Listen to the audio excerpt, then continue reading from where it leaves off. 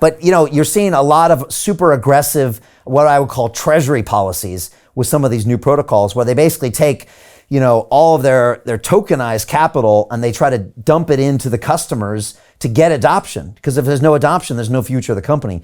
And we're seeing this done in the crypto space via tokenization, unlike we've ever seen done in even tech startup space. I mean, they will literally, dump all the tokens into the new users in order to where it continues to live.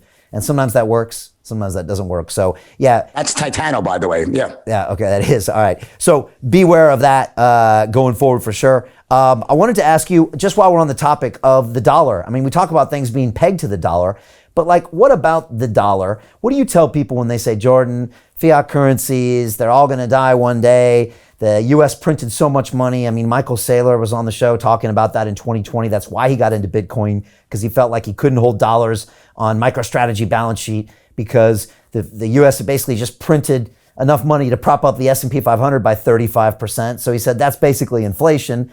How do you get your head around the dollar? What do you tell your followers about the dollar going forward?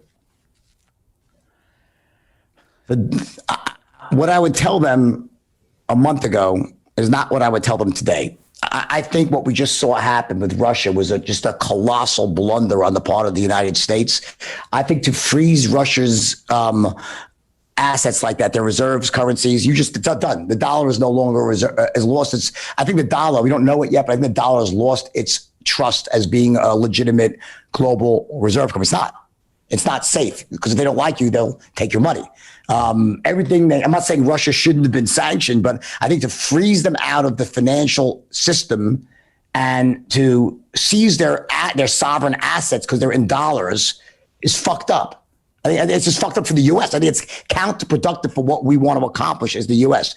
The U.S. has enjoyed this ability to expand the money supply, live like kings while not creating anything. We're literally living off of the hard work of China and other countries that are actually producing shit. And we become an economy based of consumerism. You can only do that for so long if you're not the global reserve currency. We've gotten away with it because we just keep printing dollars, and there's nothing they can do because we're the reserve currency. If you were in any other country, you would literally go into your everything, and hyperinflation would occur, and the economy would be destroyed in short order.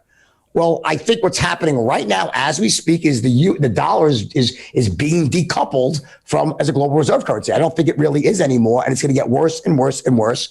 And when that happens, I believe hyperinflation, or at least a significant, we're already seeing the first shots across the bow of extreme inflation. You can't print all this money and not have prices go up. I'm in Miami. The price, it's insane. It doesn't make sense. The price of real estate, the price of just all hard goods is going up so dramatically.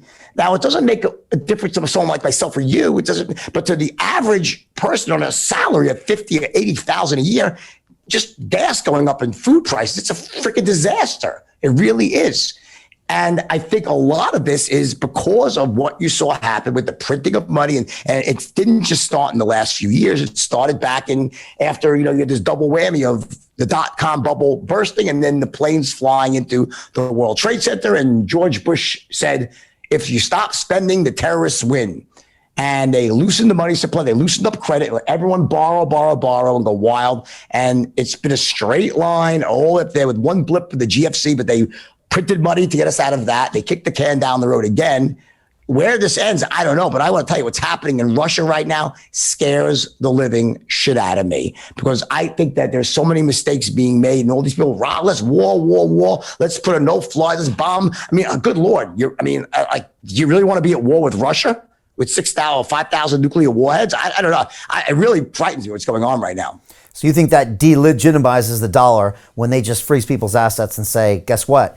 You can no longer use what you thought was always going to be a world global currency. Yeah, of course it does. Well, you send Russia right into the arms of the Chinese, that's for sure. Yeah, that's the thing. What can replace it? I guess it's the yuan, right? And that's where it's going. Well, in some level, but it's, yes, people don't like to be in business with China for reasons because of their authoritarian, right? But I don't have a crystal ball, Brian. I don't.